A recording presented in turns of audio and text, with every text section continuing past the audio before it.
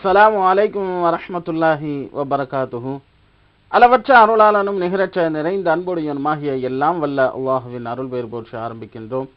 அன்பிற்கத்தில் நமக்கு ஏற்படக்கூடிய சந்தேகங்களுக்கும் கேள்விகளுக்கும் மிக சிறப்பான முறையில் தெளிவான விரிவான சட்ட விளக்கங்களை குர்ஆன் ஹதீஸின் அடிப்படையில் தெளிவுபடுத்தி தரக்கூடிய ஷரியத் சட்டங்கள் என்ற நிகழ்ச்சிக்கு தங்களை அன்போடு வரவேற்கின்றோம். இந்நிகழ்ச்சியிலே மரியாதைக்குரிய சென்னை பெரம்பூர் ரஹ்மானியா ஜும்மா பள்ளி வாசல் இமாம் மற்றும் சென்னை பல்கலைக்கழகத்தின் பேராசிரியர் டாக்டர் மௌலானா மௌலவி அல்ஹாஜ் அல் ஹாஃபில் விஎஸ் அன்வர் பாதுஷா உலவி ஹசரத் அவர்கள் நமக்காக நம்முடைய சந்தேகங்களை தெளிவுபடுத்துவதற்காக வருகை தந்திருக்கின்றார்கள். அவர்களையும் உங்கள் சார்பாக வரவேற்கின்றேன். அஸ்ஸலாமு அலைக்கும் வரஹ்மத்துல்லாஹி வபரகாத்துஹு. அஸ்ஸலாமு வரஹ்மத்துல்லாஹி வபரகாத்துஹு. எப்படி இருக்கீங்க? அல்ஹம்துலில்லாஹ். தயம்மம் என்ற தலைப்பின் கீழ் தாங்கள் விளக்கம் தந்துட்டு இருக்கீங்க. அந்த அடிப்படையில் இப்போ கை காலில் அதாவது காயம் இருந்தால் ஒது செய்வதா அல்லது தயம்மம் செய்வதா, என்ன விளக்கம் தரீங்க? அதாவது இப்போ காயம் கை கால் மற்ற உறுப்புகளில் ஏதேனும் காயங்கள் இருந்தால் தண்ணீர் படுவதனால் பிரச்சனை இல்லை என்று சொன்னால் அவர்கள் ஒதுதான் செய்ய வேண்டும். தண்ணீர் படுவதனால ப்ராப்ளம் இல்லை அப்படின்னு சொன்னால், தண்ணீர் பட்டால் இடையூறை ஏற்படுத்தும் என்று இருக்குமானால் இப்பொழுது சட்டம் வித்தியாசப்படுகிறது. நாம் ஷாஃபி ரஹ்மத்துல்லாஹி அலைஹி குறிப்பிடுகின்ற பொழுது எவ்வளவு முடியுமோ கழுவுவதற்கு அவ்வளவு இடங்களை கழுவிக்கொள்வது, விடுபட்ட இடங்களுக்கு பகரமாக தயம்மும் செய்து கொள்வது. விடுபட்ட இடங்களுக்கு இப்போ உதாரணத்திற்கு முகத்தில் எனக்கு இந்த இடத்துல காயம் இருக்கு, இந்த குறிப்பிட்ட பகுதி மட்டும் தண்ணீர் படக்கூடாது, தண்ணீர் பட்டால் பிரச்சனை ஆகும். இப்போ நான் அதை தவிர்த்து மீதி பகுதிகள் அனைத்தையும் எவ்வளவு கழுவ முடியுமோ நீரை கொண்டு கழுவிடுவது, அந்த விடுபட்ட பகுதிக்காக தயம்மும் செய்வது. அதே போன்று கையில் இப்போ ஒரு இடத்துல எனக்கு இங்கேருந்து இது வரைக்கும் அடிபட்டிருக்கு, தண்ணீர் படக்கூடாது, இதர பகுதிகளை மற்ற பகுதிகளை கழுவிடுவது, அந்த பகுதிக்கு மட்டும் அதற்காக தயம்மும் செய்து கொள்வது. இது இமாம் ஷாஃபி ரஹ்மத்துல்லாஹி முறை. தொடர்ந்து பார்ப்போம். நேயர் இருக்காங்க. ஹலோ, அஸ்ஸலாமு அலைக்கும். வலைக்கும் அஸ்ஸலாம். சொல்லுங்க, யார் எங்க இருந்து பேசுறீங்க? அப்படி காங்கேட்லேருந்து சல்மா மோல்ல பேசுறேன். சரிம்மா, உங்களுடைய கேள்வி என்ன? அப்படியே மண்ணை தவிர்த்து வேற ஏதாச்சும் தைமம் பண்ணலாமா, வேற எதுலையாச்சும்? சரி, அதற்கு விளக்கம் தராங்க. அதாவது நீ மண்ணை தவிர்த்து அப்படின்ட்டு எதை கேட்குறீங்கன்னு தெரியல. மண் அல்லாத பொருள், மண்ணுடைய இனம் சார்ந்தவை. இமாம் ஷாஃபி ரஹ்மத்துல்லாஹி அலைஹி சொல்கின்ற பொழுது மண்ணு மட்டுமே அப்படின்னு சொல்றாங்க. மண் மணல் ரெண்டும் ஒரே இனம்னு வைத்துக் கொள்ளுங்களேன், இவைகள் மட்டுமே என்று சொல்லப்படும். இமாம் அபூ ஹனீஃபா ரஹ்மத்துல்லாஹி அலைஹி குறிப்பிடுகின்ற பொழுது மண்ணுடைய இனம் சார்ந்தவைகள், மண்ணுடைய இனம் சொன்னா மண், கல், மணல், காரை, சுண்ணாம்பு, இவைகள் என்ன எல்லாமே மண்ணின் இனம். இவைகள் அனைத்திலும் தயம்மும் செய்வது கூடும். யாரிடத்துல? இமாம் அபூ ஹனீஃபா ரஹ்மத்துல்லாஹி அலைஹி இடத்துல, ஹனஃபி மதஹ்பில் மண்ணுடைய இனம் என்பது மண், மணல், கல், அதேபோல் சுண்ணாம்பு, காரை, அதேபோல் மண்ணுடைய பல வகைகள், அது இமாம் ஷாஃபி ரஹ்மத்துல்லாஹி இடத்திலும் கூடும். மண்ணுடைய இனம் ஹனஃபி ரஹ்மத்துல்லாஹி அபூ ஹனீஃபா ரஹ்மத்துல்லாஹி அலைஹி எல்லா இடத்துலையும் கூடுங்கிறாங்க. ஹனஃபி மதஹ்புடைய சட்டம். ஷாஃபி மதஹ்பை பொறுத்தவரை மண் கூடும், மண்ணுடைய இனமெல்லாம் கூடும் என்பதல்ல. ஆனால் மண்ணில் பல வகைகள் இருக்கும். இப்போ பல வகையான மண், அதாவது செம்மண் இருக்கு, மண்ணுடைய பல கலர் இருக்கு. ஒவ்வொரு லேண்டு நிலத்திற்கு தகுந்தவாறு மண்ணுடைய கலர் மாறுகிறது. ஒவ்வொரு மண்ணிற்கும் வெவ்வேறு பெயர் வருகிறது. இப்போ வண்டல் மண் சொல்லுவாங்க, எத்தனையோ மண் சொல்லுவாங்க. இந்த மண் என்று எதுக்கெல்லாம் பெயர் வருகிறதோ அவைகள் அனைத்தும் கூடும். ஆனால் மண்ணுடைய இனமாக கருதப்படுகின்ற கல், சுண்ணாம்பு, காரை, இவைகள் எல்லாம் கூடாது, மண் மட்டும் கூடும். இமாம் ஷாஃபி ரஹ்மத்துல்லாஹி இடத்துல, அபூ ஹனீஃபா ரஹ்மத்துல்லாஹி ஹனஃபி மதஹ்புடைய கருத்து மண் இனம் சார்ந்தவைகளிலும் தயம்மும் செய்வது கூடும். அல்ஹம்துலில்லாஹ். அல்லாஹு அலம். சிறப்பான விளக்கம் தெரிஞ்சது. மற்றொரு நேயர் இருக்காங்க. ஹலோ, அஸ்ஸலாமு அலைக்கும். வலைக்கும் அஸ்ஸலாம்.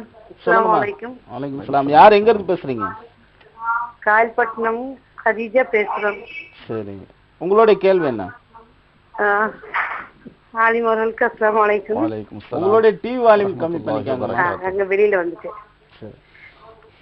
அதாவது ஒருவன் மலையில இருக்கிறான், மலை பாங்கான இடத்துல இருக்கிறான். அவனுக்கு ஒது செய்யறதுக்கு தண்ணீரும் கிடைக்கல, தயம்மம் செய்யறதுக்கு இதுவும் கிடைக்கல, மண்ணும் கிடைக்கல. ஒதோடைய தொழுகைக்குரிய டைம் வந்து விட்டது. அப்படி இருக்கும்போது அவன் என்ன செய்வான் அந்த டைம்ல? அதாவது தண்ணீரும் கிடைக்கல, அந்த வனாந்திரத்துல மணலும் கிடைக்கல, சுத்தமான மணலும் கிடைக்கல. ஒரு மலை பிரதேசத்துல இருக்கிறான். அவன் எப்படி ஒது செய்து எப்படி சொல்ல முடியும்? அதுக்கு விளக்கம் தான். அதற்கு விளக்கம் தராங்க.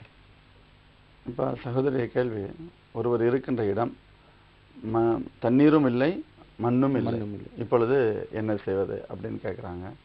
ஆனால் அவங்க சொல்லும்போது உயரமான மலையில் இருக்கிறான் அப்படிங்கிற ஒரு வேர்டும் சொல்கிறாங்க. அதாவது மலை என்று வருகின்ற பொழுது அது கல்லும் மண்ணுடைய இனம்தான். அதன் அடிப்படையில் ஹனஃபி மதபினுடைய அடிப்படையில் கல்லில் தைமம் செய்வதும் கூடும். ஷாஃபி மதபை ஒன்று கல்லே தைமம் செஞ்சுக்கலாம், அல்லது ஷாஃபி மதபை சார்ந்தவர்களாக இருந்தால் ஹனஃபி மதபை இத்திபா செய்வதாக பின்பற்றுவதாக நியத் செய்து கொண்டு ஹனஃபி மதபை நியத் செய்து அந்த கல்லில் என்ன செஞ்சிடலாம், தைமம் செய்து கொள்ளலாம். சரி, கல்லிலும் இல்லை, ஏதோ ஒரு இடத்துல அவன் மாட்டிக்கிட்டான், எது கிடைக்கல, ரெண்டுமே கிடைக்கவில்லை, தைமம் செய்ய முடியாது. இப்போ ஒருத்தனை ஜெயிலில் போட்டிருக்காங்க, உள்ளே இருக்கிறான், அவனுக்கு தண்ணீரும் கிடைக்கல, தைமம் செய்யறதுக்கு உண்டான வாய்ப்பும் இல்லாமல் இருக்கு. இப்போ இந்த நேரத்தில் என்ன பண்ணுறது? தொழுகை விட்டுற முடியுமா? தொழுகை விட முடியாது. அந்த நேரத்திலும் தொழுதுதான் ஆக வேண்டும். ஒழுவே இரண்டுமே இல்லாமல் கூட என்ன செய்யலாம், ஒழுவும் இல்லாமல் தைமமும் இல்லாமல் தொழுது கொள்ளலாம். ஆனால் தண்ணீரோ அல்லது நான் ஏற்கனவே நேற்று கூட அதை பற்றி பேசணும் ஞாபகம் இருக்கிறது, தண்ணீரோ அல்லது மண்ணோ எது முதல் கிடைக்கிறதோ அதை கொண்டு மீண்டும் சுத்தம் செய்து கொண்டு அந்த தொழுகையை கலா செய்து விட வேண்டும். அல்லாஹு அலம். அல்ஹம்துலில்லாஹ், சிறப்பான விளக்கம் தண்ணீர். மற்றொரு நேயர் இருக்காங்க, யாருன்னு பார்ப்போம். ஹலோ, அஸ்ஸலாமு அலைக்கும்.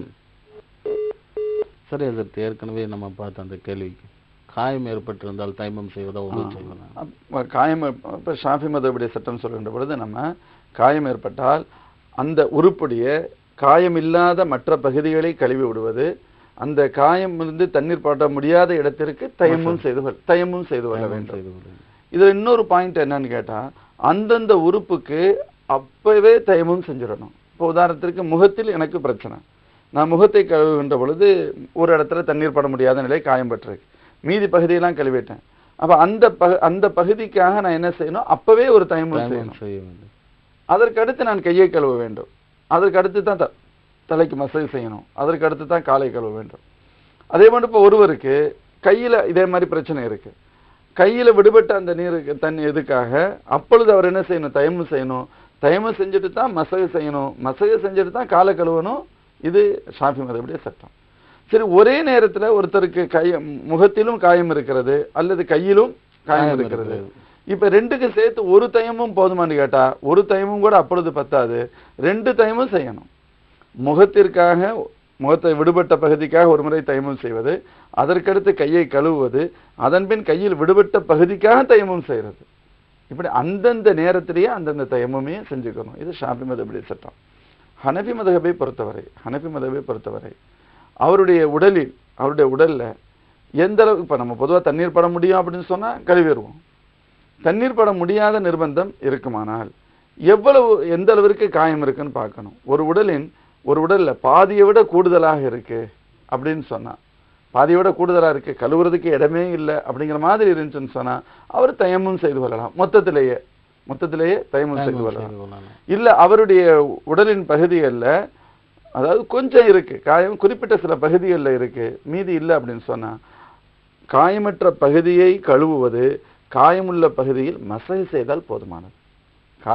காயமில்லாத பகுதிகளை தண்ணீரால் கழுவுவது, காயமுள்ள பகுதியை தண்ணீரை கூட மசாஜ் செய்தால் போதுமானது. ஒரே நேரத்தில் கழுவுறது, இப்ப ஷாஃபி மதபுல சொன்னா கழுவுவாங்க, விடுபட்ட பகுதிக்கு தயமும் செய்யணும்னு சொன்னோம்ல. ஹனஃபி மதபுடைய பொதுவான ஒரு கானூன், ஒரு ரூல் என்னன்னு கேட்டா, கழுவுவதும் தயம்மும் ஒரே நேரத்தில் வராது. கழுவுவதும் தயம்மும் ஒரே நேரத்தில் வராது. இருக்கிற பகுதியை முழுசா அறவே முடியல, தயமும் செஞ்சு கொள்ளலாம். கழுவ முடிகிறதா, முடிந்த அளவிற்கு கழுவுங்கள், விடுபட்ட பகுதியை மசாஜ் செய்து கொள்ளுங்கள் என்று சொல்ல போறோம். அல்ஹம்துலில்லாஹ், சிறப்பான விளக்கம் தெரிஞ்சது. மற்றொரு நேயர் இருக்காங்க, யாருன்னு பார்ப்போம். ஹலோ, அஸ்ஸலாமு அலைக்கும். ஹலோ. வலைக்கும் ஸலாம். சொல்லுங்க, யார் எங்க இருந்து பேசுறீங்க? கன்னியாகுமரி மாவட்டம் பேசுறேன். உங்களுடைய பெயர் என்ன? சஃபீக். சரி, உங்களுடைய கேள்வி கேளுங்களேன். தொழுவையின் நேரத்தில் வந்துகிட்டு வாந்தி வந்துகிட்டா தொழுவை உழு முறையுமா என்ற ஒரு இது. அதாவது உங்களுக்கு தொழுகை சம்பந்தமாக ஒது சம்பந்தமான கேள்வி கேட்டிருக்கீங்க. இது வந்து தீனொலி நிகழ்ச்சியில கேட்டீங்கன்னா அதுக்குண்டான விளக்கம் கிடைச்சிருக்கும். அல்ஹம்துலில்லாஹ். சரி, அதற்கு இப்போ காயம் ஏற்பட்டிருந்தால் தைமம் செய்வதா ஒது செய்வதா என்பதை பற்றி விளக்கம் தந்தீங்க. அது அடுத்தபடியாக, அதாவது இந்த காயம் ஏற்பட்ட பகுதிகளில் பேண்டேஜ் போன்றவைகளை கட்டு போட்டிருந்தா என்ன செய்வது, விளக்கம் தரணும். இப்போ கை கால்களில் ஃப்ராக்சர் ஏற்பட்டது, இது போன்ற டைங்களில் கட்டே போட்டிருப்பாங்க. அந்த பேண்டேஜ் என்ன செய்யவே முடியாது, நீக்கவே முடியாதுங்கிற மாதிரியான நிலை இருக்கும். இப்போ அதாவது ஹனஃபி மதுஹபை பொறுத்தவரை அந்த காயத்திற்குண்டான சட்டம் இதுக்கும் கட்டுக்கும். அதாவது எஞ்சி இருக்கின்ற பகுதியை கழுவுவது, மீதி கட்டுப்போடப்பட்டிருந்தால் அந்த கட்டுப்போடப்பட்டிருக்கின்ற இடத்திற்கு மேல் மசகு செய்தால் போதுமானது. கட்டுப்போடப்பட்டிருக்கின்ற இடத்திற்கு மேல் மசகு செய்வதை கொண்டு போதுமாகிவிடும். ஷாஃபி மதுஹபை பொறுத்தவரை இதுபோன்று கட்டுப்பட வேண்டிய நிர்பந்தம் வருகின்ற பொழுது முதலில் ஒரு தடவை அவர் ஒது செய்து கொள்ள வேண்டும் என்று சொல்லப்படும். ஃபர்ஸ்டே ஒரு தடவை ஒது செய்யணும். அதற்கு அடுத்து தேவைகள் ஏற்படுகின்ற பொழுது அந்த கட்டுக்கு மேலே ஒது செய்யக்கூடிய நேரத்தில் என்ன பண்ணுறது அப்படின்னு கேட்டால், அதாவது ஒன்று அவர் தயமும் செய்யணும். அந்த அந்த கட்டு போடப்பட்டிருக்கின்ற இடத்திற்கு மேல் தண்ணீரை கொண்டு மசகம் செய்வது கட்டாயம். தண்ணீரை கொண்டு மசகம் செய்யணும். விடுபட்டிருக்கின்ற இடத்தை கழுவுவது, தயமும் செய்து கொள்வது, கட்டு போடப்பட்டிருக்கின்ற இடத்திற்கு மேல் நீரை கொண்டு தடவுவது, இவைகள் கட்டாயமா. சரி, அது இப்போ மசகு செய்வதற்கு நீயத்து அவசியமா? இல்லை, அதாவது இது ஒரு பார்ட்டு தான். ஒது அல்லது தயமும் ஒரு பார்ட்டாகத்தான் கருதப்படுகிறதே தவிர இது தனிப்பட்ட ஒரு செயலாக இல்லை என்பதனால், எப்படி தயம்முமுக்கு நிய்யத்து ஃபர்லு அப்படிங்கிறதுனால உங்களுடைய கொஸ்டின், தயம்முமுக்கு நிய்யத்து ஃபர்லு அது கரெக்டு தான். ஆனால் இதுக்கு தனிப்பட்ட முறையில் மசகுக்கு என்று நிய்யத்து கிடையாது. அல்ஹம்துலில்லாஹ், சிறப்பான விளக்கம் தந்தீங்க. தொடர்ந்து பார்ப்போம் ஒரு சிறிய இடைவேளைக்கு பிறகு.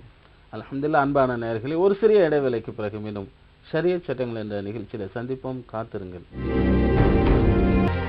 அன்பான நேயர்களே, ஒரு சிறிய இடைவேளைக்கு பிறகு மீண்டும் ஷரியத் சட்டங்கள் என்ற நிகழ்ச்சி தொடர்கிறது. அதற்கு தைமத்தை பற்றி நம்ம பேசிக்கிட்டு இருந்தோம். இப்போ தைமத்தை முறிக்கக்கூடிய காரியங்கள் என்னென்ன? தயம்முமை முறிக்கக்கூடியவர்கள் என்று சொன்னால், தயம்மும் ஒலுவிற்கு பகரமானது. ஒதுவை எதுவெல்லாம் முறிக்குமோ அதுவெல்லாம் தயம்முமையும் முறிக்கும். முன்பின் துவாரங்களின் வழியாக ஏதேனும் காற்று மற்றவைகள் வெளிப்படுவது. இப்போ ஹனஃபி மதுஹபாக இருந்தால் இரத்தம் வெளிவந்து அந்த இடத்தை விட்டு வெளியே வருவது, இது போன்ற சில காரியங்கள் இருக்கிறது அல்லவா. எவைகளை கொண்டு சுருக்கமாக ஒது முறியுமோ அவைகளை கொண்டு தயம்மும் முறிந்துவிடும். இப்போ ஒரு ஷாஃபி மதுஹபில் ஒரு ஆண் பெண்ணை திரையின்றி தொட்டு விடுவது, இப்போ அவங்கள்ட்ட அது ஒதுவை முறிக்கக்கூடிய காரியம், அது தயம்முமையும் முறித்து விடும். அது ஒதுவை எதுவெல்லாம் ஷார்ட்டாக சொல்லணும்னு சொன்னால், ஒதுவை எதுவெல்லாம் முறிக்குமோ அவைகளெல்லாம் தயம்முமே முறித்து விடும். அது அல்லாமல் எக்ஸ்ட்ரா சில காரணங்கள் அப்படின்னு சொன்னால் தொடர்ந்து பார்ப்போம். ஒரு நேரம் இருக்காங்க. ஹலோ, அஸ்ஸலாமு அலைக்கும். அலைக்கும். சொல்லுங்க, யார் எங்க இருந்து பேசுறீங்க? மதுரையிலிருந்து சுலைமான் பேசுறேன். சரி, உங்களுடைய கேள்வி என்ன? ஹஜ்ரத், நம்ம தண்ணியில சுத்தம் செய்யறோம், உதவு செய்யறோம், நம்ம கை கால்லாம் சுத்தமாகுது. சரி, இதுவே நம்ம டைமம்னா மண்ணில் செய்யறது, இல்லைன்னா சவத்துல அந்த மாதிரி வச்சுதான் செய்யறோம். அது எப்படி நம்ம உடம்பு சுத்தமாகுது, நம்ம உதவு செஞ்சதுக்கு ஈடு எப்படி ஆகுதுன்னு சந்தேகமா இருக்குது. சரி சரி, அதற்கு விளக்கம் தர்றாங்க. அதாவது அல்லாஹ் ஜல்ல ஷானுஹு தஆலா மண்ணுக்கென்று ஒரு மறைமுகமான ஒரு வலிமையை அல்லாஹ் கொடுத்து வைத்திருக்கிறான். முதல்ல ஃபஸ்ட்டு நாம் புரிந்து கொள்ள வேண்டிய விஷயம் என்னன்னு சொன்னால், முதல்ல அதாவது உங்களுக்கு இதுக்காக சொல்லலை, நீங்கள் கேட்டது நியாயமான கொஸ்டின் தான்.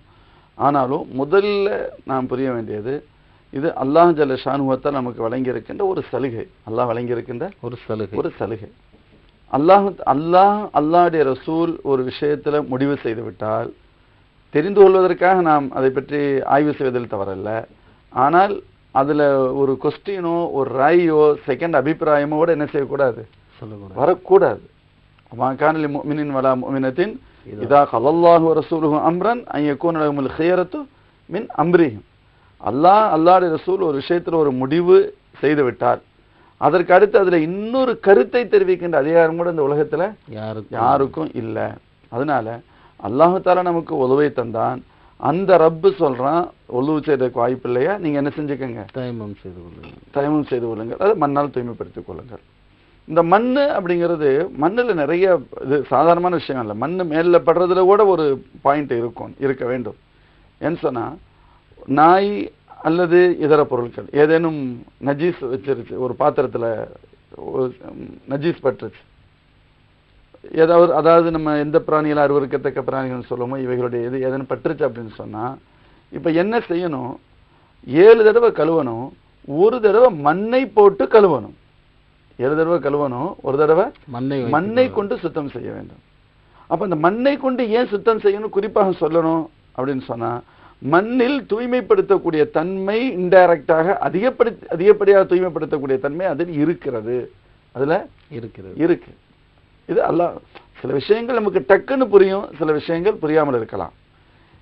இன்னும் சில பேர் அதை இன்னைக்கு நம்ம கம்ப்யூட்டர் இதெல்லாம் யூஸ் பண்ணிக்கிட்டு இருக்கோம், சிஸ்டம் யூஸ் பண்றோம். இதனுடைய மெமரி மற்ற சில முக்கியமான பொருட்களுடைய பேஸ் அப்படின்னு பார்த்தா தூய்மையான மண்ணுன்னு சொல்லப்படுது. தூய்மையான மண்ணின் மூலம் நிறைய விஷயங்கள் செயல்படுத்தப்படுகிறது, நிறைய கண்டுபிடிப்புகள் இருக்கிறது. சரி, இது ஒரு வகை. இன்னொன்று என்ன சொல்லுவாங்க அப்படின்னு கேட்டா, அதாவது தண்ணீர் தான் நம்ம முக்கியமான பஞ்சபூதங்கள்னு சொல்லுவாங்க. தண்ணீர், காற்று, நெருப்பு, அந்த காற்றுன்னு சொல்றோம், அதே போல மண்ணு, இவைகள் எல்லாமே ஆரம்பத்துல ஒன்றாகத்தான் இருந்தது. ஒன்று அதற்கு அடுத்து இன்னொரு அடர்த்தி கூடுகின்ற பொழுது அதை அல்லாஹ் இன்னொன்றாக மாற்றினான். சிலதை ஆக மென்மையாக ஆக்குகின்ற பொழுது அல்லாஹ் அதை வேறொரு விதமாக மாற்றினான் என்று எழுதப்படுகிறது. இந்த மண்ணு, காற்று, நெருப்பு, இன்னொரு பாயிண்ட் என்ன, இந்த பஞ்சபூதங்கள் அனைத்தும் இதுல இந்த பாயிண்ட்ல விட குறிப்பிடப்படுகிறது. தண்ணீர், நெருப்பு, இந்த மண், இவைகள், ஆகாயம், இந்த அஞ்சுமே வெவ்வேறு பொருள் அல்ல, அடிப்படை ஒன்றுதான். ஒன்று இதனுடைய அடர்த்தியாக இருக்கும் அல்லது இதனுடைய மென்மையானதாக இருக்கும். அதுதான் இவ்வாறு மாறியது. அதனால்தான் அல்லாஹு தஆலா தண்ணீர் கிடைக்கவில்லை என்று சொல்லப்படுகின்ற பொழுது அதனுடைய இன்னொரு பகுதியான மண்ணுக்கு அல்லாஹ் என்ன செய்யறான், நம்மள அனுமதிக்கிறான். அவ்வளவுதான் ரப்பு கொடுத்திருக்கிறான். அதோட நம்ம நிறுத்திக் கொள்ள வேண்டியது. அல்லாஹு அலம். சிறப்பான வணக்கம். ஒரு நேயர் இருக்காங்க, யாருன்னு பார்ப்போம். ஹலோ, அஸ்ஸலாமு அலைக்கும். வலைக்கும் சலாம் ரஹ்மத்துல்லாஹி வபரகாத்துஹு. சொல்லுங்க, யார் எங்க இருந்து பேசுறீங்க? காயல்பட்டினத்துல இருந்து மரியம் பேசுறேன்.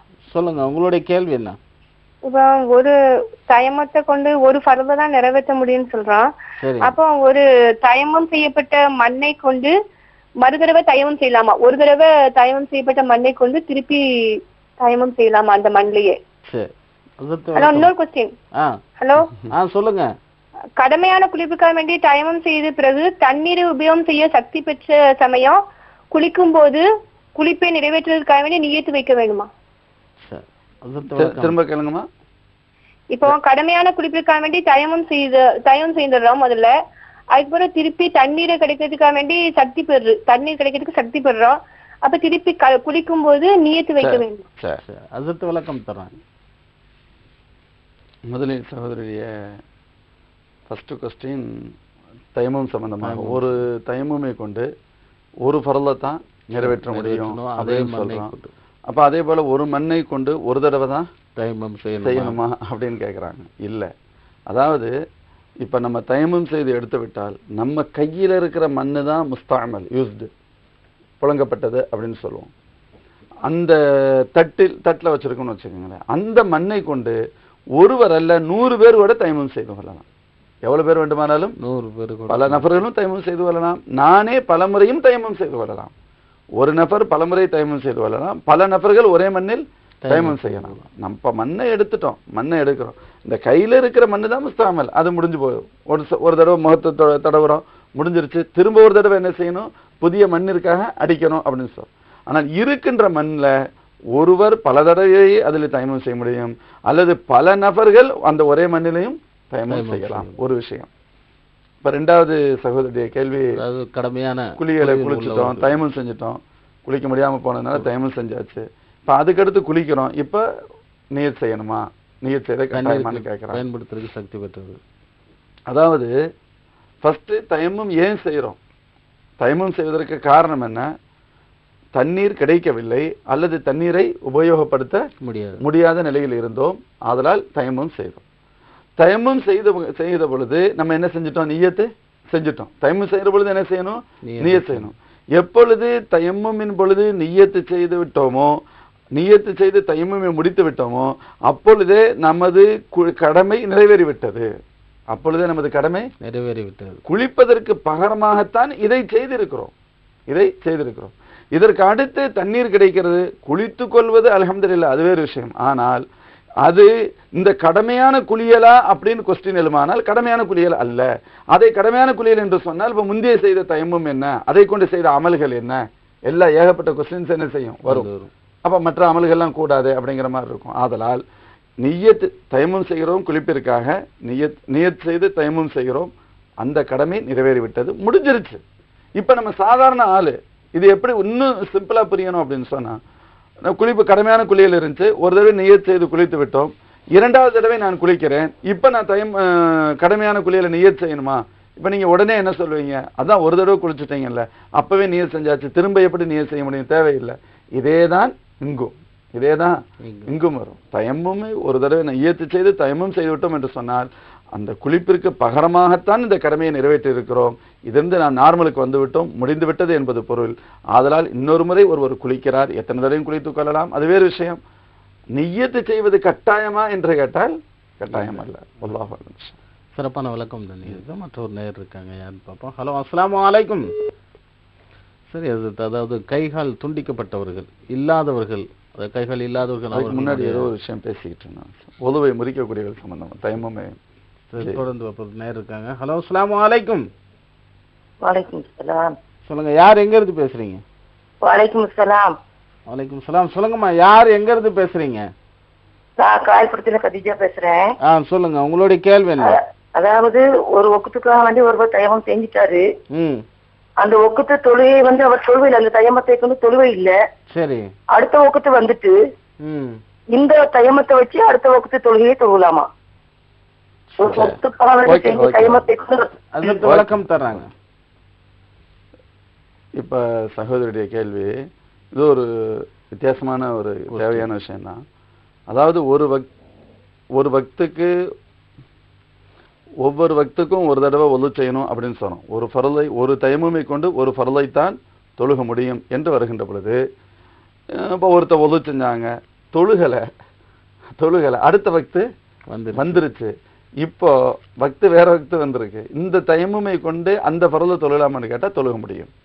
காரணம் அவர் அந்த தயமுமை கொண்டு என்ன செய்யலை, எந்த அமலையும் செய்ய அந்த தயமுமை கொண்டு எந்த அமலையும் செய்யவில்லை என்பதனால் அடுத்த வக்து தொழுகையை இப்ப அடுத்த வக்து ஆட்டோமேட்டிக்கா வந்துருச்சு, அந்த தொழுகையை அவர் என்ன செய்து கொள்ளலாம், தாராளமா நிறைவேற்றிக் கொள்ளலாம். இது ஷாஃபி மதஹ்புல தான் இந்த கொஸ்டின், இந்த ஆன்சர் கூட. ஹனஃபி மதஹ்பை பொறுத்தவரை வக்து வர்றதுக்கு முன்னாடியும் தயமும் செய்யலாம், வக்து வந்த பின்னாடியும் செஞ்சிடலாம், ஒரு தயமுமை கொண்டு எத்தனை ஃபர்துகளையும் தொழுகலாம், எத்தனை நஃபில்களையும் தொழுகலாம். அதனால் அவர்களிடத்தில் ஹனஃபி மதஹ்பில் இப்படி ஒரு, ஏன்னா நேயர்கள் உலகம் முழுக்க பார்த்துக்கிட்டு இருக்கீங்க, ஹனஃபி மதஹ்பின் அடிப்படையில் இது ஒரு பிரச்சனையே அல்ல. ஷாஃபி மதஹ்பை பொறுத்தவரை தான் அந்த சட்டம். அதிலும் ஒது செய்துவிட்டு அந்த கடமையை நிறைவேற்றவே இல்லையானால் அடுத்த வக்து வருகின்ற பொழுது அதனுடைய ஃபர்தை நிறைவேற்றலாம். சிறப்பான விளக்கம் தெரிஞ்சது. மற்றொரு நேயர் இருக்காங்க. ஹலோ, அஸ்ஸலாமு அலைக்கும். சரி, அதாவது முறிக்கக்கூடிய காரியங்கள், தயமுமை முறிக்கக்கூடியவை என்று வருகின்ற பொழுது ஒன்று ஒலுவை முறிக்கக்கூடியவைகள் அனைத்தும் தயமுமை முறிக்கும் அப்படின்னு சொன்னோம். இதோட சேர்த்து எக்ஸ்ட்ரா என்ன அப்படின்னு கேட்டா, இப்ப எந்த காரணத்திற்காக தயமும் செய்தோமோ அந்த காரணம் நீங்கி விடுவது. எந்த காரணத்திற்காக தயமும் செய்தோமோ அந்த காரணம் நீங்கிவிட்டால் தயமும் முறிந்துவிடும். காரணம் நீங்கிவிட்டான்னு சொன்னா, அப்ப தண்ணீர் கிடைக்கல, அதுக்காக நம்ம என்ன செஞ்சோம், ஒது செஞ்சோம், தயமும் செஞ்சோம். இப்ப தண்ணீர் கிடைச்சிருச்சு, தயமும் முறிந்துவிடும். சரி, தண்ணீரை என்னால யூஸ் பண்ண முடியல, எனக்கு ஜுரம் இருந்துச்சு, அதனால நான் தயமும் செஞ்சேன், நான் இப்ப தொழுது முடிச்சுட்டேன். அடுத்த வக்து 3 மணி நேரம் கழிச்சு அடுத்த வக்து வருது, இப்பொழுது என்னால் தயமும் செய்ய முடியும். முதல்ல என்னால் தயமும் செய்ய முடியல, உடம்பு சரியும் இல்லை, அதனால நான் என்ன செஞ்சேன், தயமும் செஞ்சேன். ஒது செய்ய முடியல, தயமும் செஞ்சேன். தயமும் செஞ்சு இப்ப தொழுதுட்டேன். அடுத்த 3 மணி நேரத்திற்கு பின்பு அடுத்த வக்து வருகிறது. தயம்முமை முறிக்கக்கூடிய வேறு எதுவும் நிகழவில்லை. ஆனால் எனக்கு ஜுரம் வேற ஏதோ பயத்துல தானே நான் அப்படி தயமும் செஞ்சேன். இப்ப எனக்கு அந்த பிரச்சனை இல்லை, நான் ஆரோக்கியமாக இருக்கிறேன். இப்பொழுது என்னுடைய தயமும் அடுத்த வக்து தொழுக முடியுமா? தொழுக முடியாது, தயமும் முறிஞ்சிடும். நான் மீண்டும் ஒது செய்து விட்டு தான் தொழுகை தொழ வேண்டும். அப்ப சுருக்கமாக சொன்னால், எதுவெல்லாம் ஒதுவை முறிக்குமோ அவைகள் அனைத்தும் தயமுமே முறிக்கும். எக்ஸ்ட்ரா அப்படின்னு சொன்னா, தண்ணீர் கிடைக்காதன் காரணத்தால் செய்தவர்கள் தண்ணீர் கிடைத்து விட்டால், தண்ணீர் உபயோகிக்க முடியாத நிலையில் இருப்பவர்கள் உபயோகிக்க முடியும் நிலைக்கு அந்த சக்திக்கு வந்து விட்டால் தயமும் முறிந்துவிடும். அல்லாஹ் அல்ஹம்துலில்லாஹ். சிறப்பான விளக்கம் தெரிஞ்சது. ஒரு சிறிய இடைவேளைக்கு பிறகு தொடர்ந்து பார்ப்போம். அன்பான நேயர்களே, ஒரு சிறிய இடைவேளைக்கு பிறகு மீண்டும் ஷரியத் சட்டங்கள் என்ற நிகழ்ச்சியை சந்திப்போம். காத்திருங்கள்.